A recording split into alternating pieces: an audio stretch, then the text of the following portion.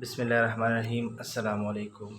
Today we are going to start a new chapter, that is chapter number 15 from second year biology, and the name of chapter is homostasis. Homostasis is the combination of two Greek words. Homo means same and stasis means standing or static. The word homostasis was first introduced by an American physiologist named Walter Cannon in 1932.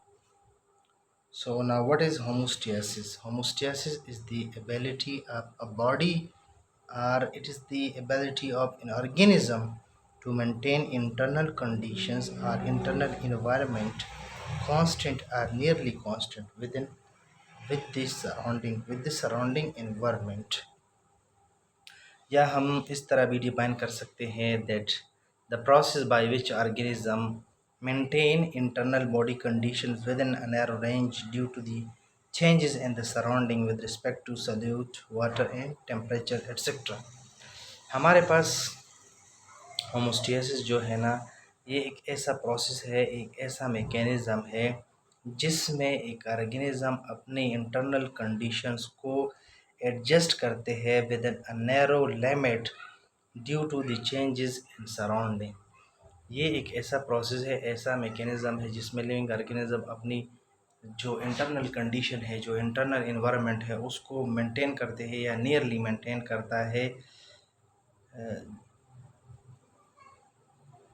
with the surrounding environment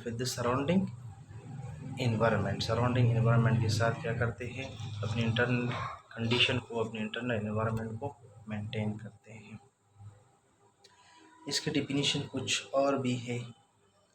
एक ये है,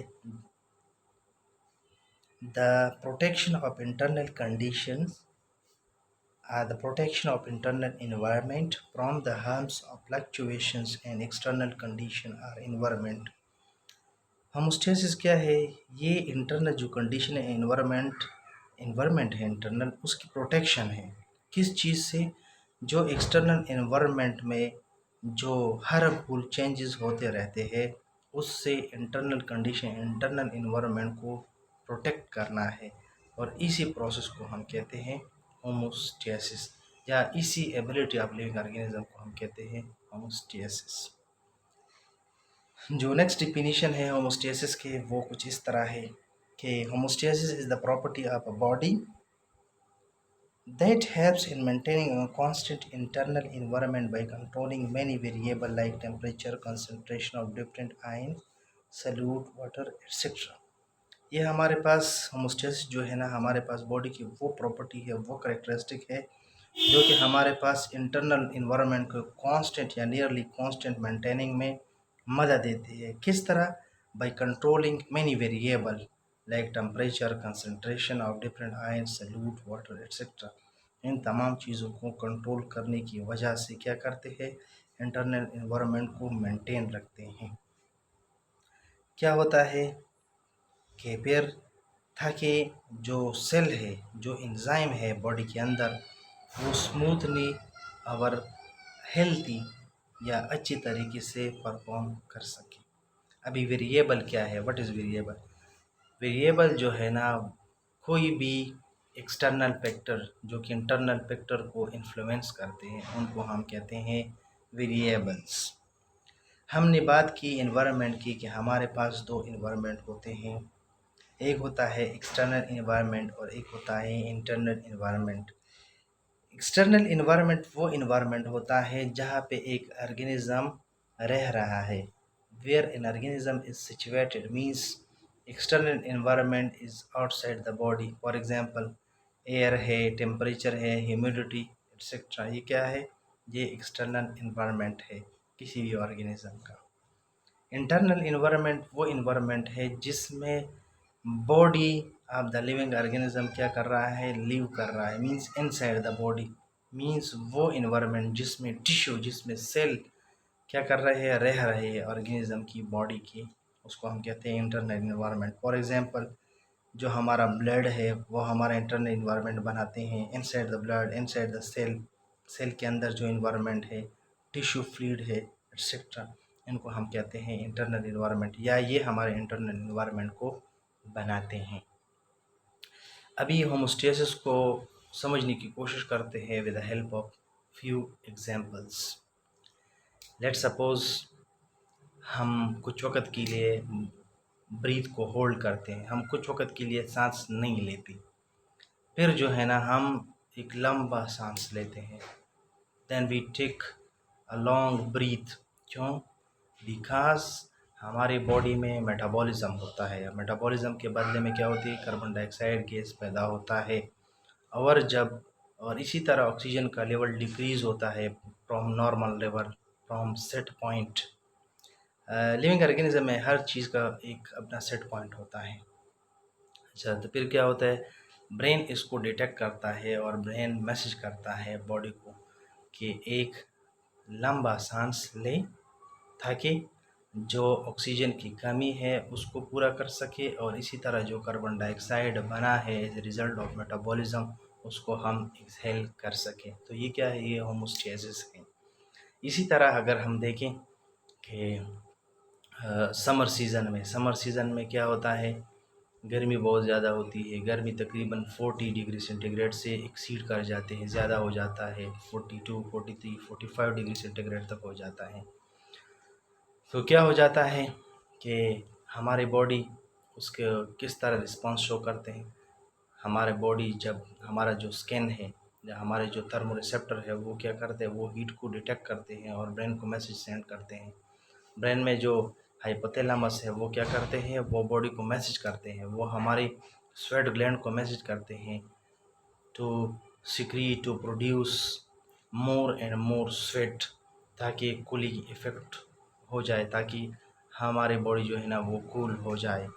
इसी तरह summer season में क्या होता है कि हम पानी बहुत ज़्यादा पीते हैं, और यूरिन जो हम करते हैं, जब हम पेशाब करते हैं, तो उसका जो वॉल्यूम होता है वो बहुत कम होता है और कंसनट्रेटेड होते हैं, क्योंकि हम ऑलरेडी पानी को लॉस करते, वाटर को लॉस करते हैं, किस शक्ल में, स्वेटिंग की शक्ल में।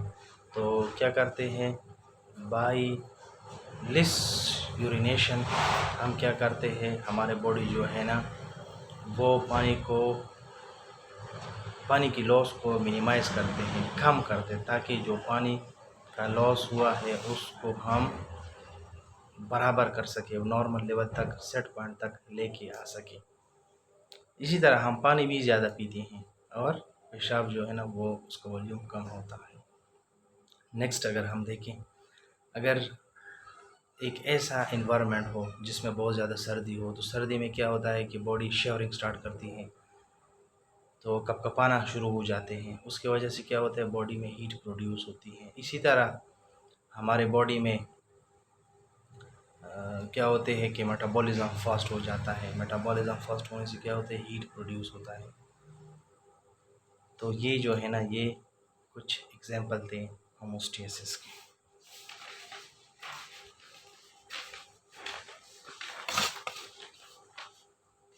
Importance of homeostasis. होम्योस्टेसिस की इम्पोर्टेंस क्या है? होमोस्टेसिस की इम्पोर्टेंस ये है कि it is the main requirement of all living organism. इसके ज़रिए तो हम बॉडी की जो इंटरनल कंडीशन है उसको मेंटेन करते हैं with external environment, with external condition. Next जो है ना, it is essential for normal body functioning. Normal body functioning के लिए इम्पोर्टेंट है, क्योंकि हम अभी एक एग्जांपल में पढ़ चुके हैं कि समर सीज़न में क्या होता है कि जो टेम्परेचर है वो तकरीबन 45 डिग्री सेंटीग्रेड तक आ जाता है, या इससे भी ज़्यादा हो जाता है। और हमारी बॉडी में जो एंजाइम है वो, जब हमारा बॉडी का टेम्परेचर 40 डिग्री सेंटीग्रेड से ज़्यादा हो जाते हैं तो वो डिनेचर हो जाते हैं, उनका जो स्ट्रक्चर है, जो शेप है वो चेंज हो जाते हैं, वो फिर नॉर्मल फंक्शन परफॉर्म नहीं कर सकते। सो हमारे बॉडी में क्या होता है कि जो हमारा टेम्परेचर है तकरीबन 36 से लेकर 38 डिग्री सेंटीग्रेड तक जो है ना वो रहता है, वो हम मेंटेन करते हैं, ताकि जो हमारे बॉडी में मेटाबॉलिज्म हो रहा है वो कंटिन्यूस रहे, वो बंद ना हो जाए। अगर ये जो सिस्टम है होमोस्टेसिस ना होता तो फिर जो है ना एक ऑर्गेनिज़म जो है ना उसका डेथ भी काज हो सकता था। नेक्स्ट जो है ना it is the check and balance system. Third जो है ना organism having better homeostatic system can survive and adopt better in the changing environment. वो ऑर्गेनिज्म जिसमें बेटर होमोस्टैटिक सिस्टम हो वो सर्वाइव कर सकते हैं और चेंजिंग इन्वायरमेंट को अच्छी तरीके से उसको अडॉप्ट कर सकते हैं। It prevent changes with in the body of living organism. हमारे जो लिविंग ऑर्गेनिज्म है, जो हमारी बॉडी है, उसके अंदर चेंजेस को प्रिवेंट करते हैं ताकि हमारे बॉडी के अंदर चेंजेस ना हो। Mechanism of homeostasis. Homeostasis, it works like physical control system.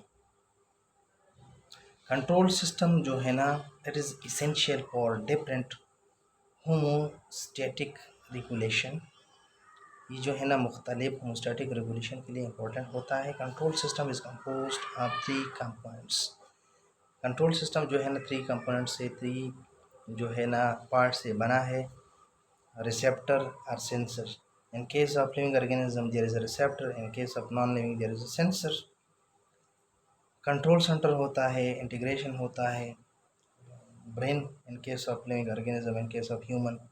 इसी तरह इफेक्टर होते हैं जो कि हमारे पास लिविंग ऑर्गेनिज्म में क्या होते हैं, या तो ग्लैंड होते हैं या मसल होते हैं। अभी एग्जांपल ऑफ कंट्रोल सिस्टम को देखते हैं। हमारे पास कंट्रोल सिस्टम 2 तरह के होते हैं, एक होता है फिजिकल कंट्रोल सिस्टम और एक होता है लिविंग कंट्रोल सिस्टम। पहले हम फिजिकल कंट्रोल सिस्टम को देखते हैं। फिजिकल कंट्रोल सिस्टम क्या है? It is a controlling system of non living thing या non living system. For example temperature control system of lab. हमारे पास कंपोनेंट क्या होते हैं? सेंसर होता है जो कि थर्मोस्टेट है सॉरी, जो कि थर्मोमीटर है। कंट्रोल सेंटर होता है जो कि क्या है, इन case of physical control system non living system thermostat होता है। इसी तरह इफेक्टर क्या होता है, स्विच ऑन या ऑफ जो है ना, ये इफेक्टर की तरह काम करते हैं इन फिजिकल कंट्रोल सिस्टम और नॉन लिविंग थिंग और system. Working of physical control system, किस तरह फिजिकल कंट्रोल सिस्टम काम करते हैं। सेंसर जो कि थर्मोमीटर होता है वो क्या करते हैं, वो टेम्परेचर की चेंज को डिटेक्ट करता है from the set point beyond the set point. अगर टेम्परेचर जो है ना सेट पॉइंट के से एक्सीड कर जाता है या डिक्रीज हो जाता है तो इसको जो थर्मोमीटर होता है, जो सेंसर होता है, वो इसको डिटेक्ट करते हैं फिर सेंसर क्या करते हैं, वो सिग्नल सेंड करते हैं to the controlling centre which is thermostat और एक्शन। अभी कंट्रोलिंग सेंटर जो है ना थर्मोस्टेट क्या करते हैं, वो एक्शन लेता है बाय स्विच ऑन और ऑफ और बाय हीटिंग और cooling in response to drop rise in the temperature beyond the set point. Next जो है ना वो है living control system. Living control system जो है ना that work exactly similar like physical control system. Temperature control system of human को देखते हैं। कंपोनेंट क्या है, रिसेप्टर है जो कि हमारे पास थर्मो रिसेप्टर्स होते हैं। कंट्रोलिंग सेंटर क्या है, हाइपोथैलेमस है, ब्रेन है। इफेक्टर क्या है, ग्लैंड्स है या मसल है। Working of living control system, हमारे पास क्या होते हैं, रिसेप्टर होते हैं। किस तरह रिसेप्टर होते हैं, थर्मो रिसेप्टर होते हैं। Thermo receptor is the name indicate that detect temperature, detect the change in temperature beyond the set point.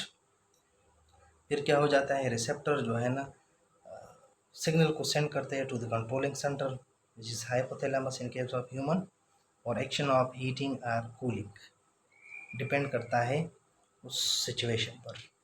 Controlling centre क्या करते हैं, वो send impulse to the effector that is gland और muscle. अगर gland है तो क्या है, फॉर एग्जांपल टेम्परेचर की बात हो रही है तो स्वेट ग्लैंड एक्टिवेट हो जाएंगे, वो स्वेट को प्रोड्यूस करेंगे in order to response cooling.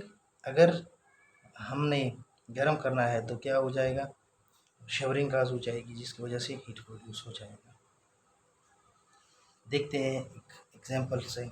Receptor है वो चेंज को डिटेक्ट करेगा, कंट्रोल सेंटर इंफॉर्मेशन को रिसीव करेगा और इसको प्रोसेस करेगा और रिस्पॉन्स के लिए इफेक्टर को सेंड करेगा। इफेक्टर क्या करेगा, वो that produce response to overcome the change. For example rise in temperature, thermo receptor ने डिटेक्ट किया, थर्मो रिसेप्टर ने मैसेज सेंड किया कंट्रोलिंग सेंटर को, कंट्रोलिंग सेंटर ने सिग्नल दिया स्वेट ग्लैंड को, जो कि इफेक्टर है फॉर कूलिंग।